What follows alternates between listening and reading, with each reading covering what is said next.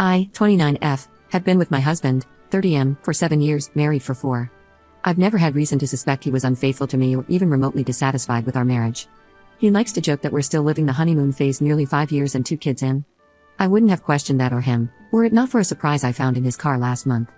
While buckling our daughter into her car seat, I noticed something slotted between the cushions. I pulled it out and saw that it was a tampon. This wouldn't have been so unusual had I not had an IUD that has stopped my period for the past year, and I didn't even recognize the wrapper style. I brought it to my husband's attention, and he didn't seem to understand what it was, let alone why I was holding it, until I told him where I'd found it and why I was almost certain it wasn't mine. He shrugged and said it probably belonged to his coworker, Fiona.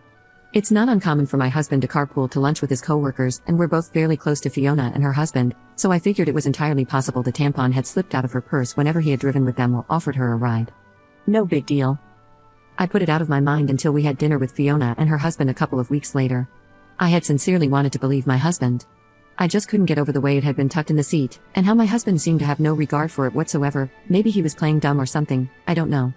So I did something that I now feel kind of crazy for doing. I faked an emergency and asked Fiona if she had any tampons while we were out together.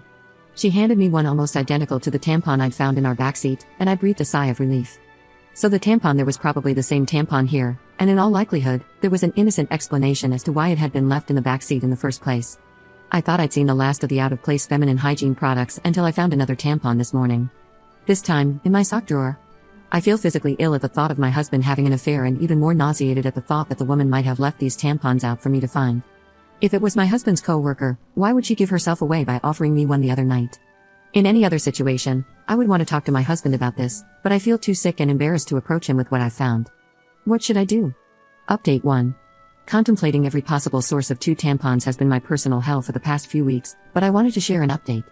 Shortly after posting here, I told my sister what happened, about the tampon in the backseat in the sock drawer, my husband's cluelessness, the tampon from Fiona, and all the things I suspected but didn't want to believe.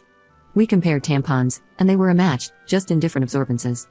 I hadn't left either in a place where my husband or daughters would have found them and moved them around. My daughters didn't know what they were or where they had come from. My sister was convinced it was Fiona. Either she was cheating with my husband, messing with my mind, or both. Direct confrontation of either party still seemed like a bad idea, so she suggested inviting Fiona and her husband over for our Labor Day barbecue. Unfortunately, they already had plans. My sister and I agreed that it was too soon for cameras without any other evidence, so it was just a waiting game from there. I watched my husband for any changed behavior, our house for any misplaced or foreign items, and even asked the girls if they'd met anyone new recently. My sister's husband was adamant on this last point, and partly why he was inclined to believe that the tampons were harmless.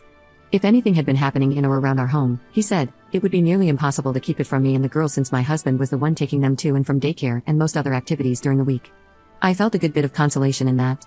It wasn't until my younger daughter, 2F, came down with something last week that I felt any differently. I wanted to be the one at home taking care of her, but my husband insisted that I stay at work while he stayed home with her. I was okay with that. My sister and her husband figured it was a good sign that he would take the time off at a moment's notice, and at that point, we were all already beginning to put the tampon fiasco behind us. By the 3rd or 4th day, I was just happy to see a near-healthy child and a husband who was helping see her through it. Toward the end of that week, though, I came home to something strange. The toddler that I'd left that morning in an old PJ set was now dressed in a onesie I'd never seen before, with a tiny clip in her hair. I can't say I have the sharpest memory, but I have a pretty good sense of what my kids wear on a day-to-day basis, and particularly what kinds of clothes they wear.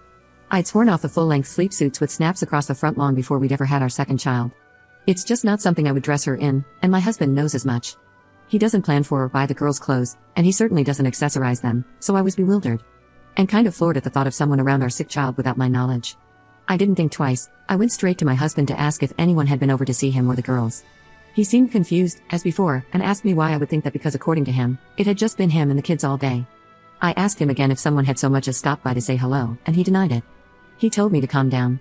I might have lashed out and come forward with the accusations right then and there, but our older daughter was in the room, and she sensed something was up. In a calmer voice, I asked him a 3rd time if anyone had been around our children, and my husband swore that the girls hadn't been around anyone but him. He also denied buying new clothes or doing anyone's hair. With our daughter in the room and my emotions all over the place, I decided to leave it. I couldn't make sense of it then, and it hardly seems clearer now, after I've driven myself half crazy with explanations that aren't adding up. Update 2. After nearly losing my mind over a hair clip and a onesie, I realized I wasn't getting anywhere with the accusations and half-baked guesswork. I had become so absorbed in the paranoia and misery of my situation that I wasn't sleeping, eating, or caring for my kids the way I should have been. I wasn't getting any answers. So, I decided to pull the trigger on the hidden cameras and have them shipped to my sister's house, with her husband agreeing to help with the setup. However, before the cameras were delivered, I finally got my long-awaited confirmation last week. A ring notification alerted me to motion at the front door while I was at work. Half expecting to see a delivery person, pet, or lawn care salesman for the 15th time, you can imagine my surprise when I saw a clip of a young woman leading my daughter into the house hand in hand, with my husband and the other daughter close behind them. The girls were supposed to be in daycare, and my husband was supposed to be at work. The woman, as far as I knew, was living 2 states away with a court order keeping her there. I immediately called my husband to ask him what the frick was this woman was doing in our house. He didn't answer, so I texted it to him. Even in his stupidity, he probably realized he had messed up by going through the front door, knew I had gotten the ring notification, and wanted to delay the inevitable. By the 5th or 6th subsequent call, though, he did pick up. The woman on the camera was my husband's sister. As I would come to find out later, she was the likely source of both tampons, the onesie, and the bow. She is also a registered sex offender and a recovering addict, who spent the better part of her adolescence and young adulthood coercing the silence of another one of my husband's family members after she did things to them. I hadn't seen or heard from her in years, and from the way my husband talked about her, I didn't expect I ever would.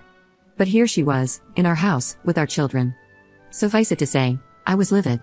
It wasn't an affair at all and still, somehow, infinitely more disgusting knowing who it was and why all of this had been happening. Apparently, my sister-in-law, fresh off another stint in rehab, had wanted to reconnect and make amends with people she'd hurt, and my husband was high on that list.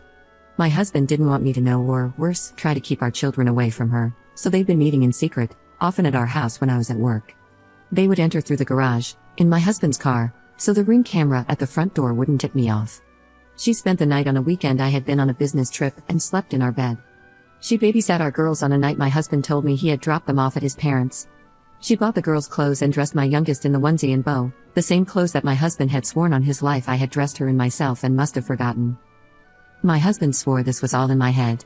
The tampons, the onesie, the bow, and all the rest. He was perfectly content to watch me agonize for weeks over a woman he insisted didn't exist, shrugging off each progressively more unsettling discovery like it was news to him and telling me I was being irrational. He insinuated that I was experiencing postpartum depression, 2 years after I'd given birth, 4 years after I'd told him that one of my biggest fears for motherhood was to suffer PPD like my mother had with me, to not be fully present for our babies, and be left with a world of guilt and regret as they grew older. He told me I wasn't sleeping enough, that I missed the girls too much, that I needed to take a step back and reevaluate the state of my mental health. I gave him the benefit of the doubt because he was my husband and because no other version of events made sense. Now, after a month of this mind frick, I have nothing to show for my trust but this pathetic situation and a lot of anger. Call the cops and a lawyer. Believe me, I'm already on it. We're going scorched earth with this motherfricker.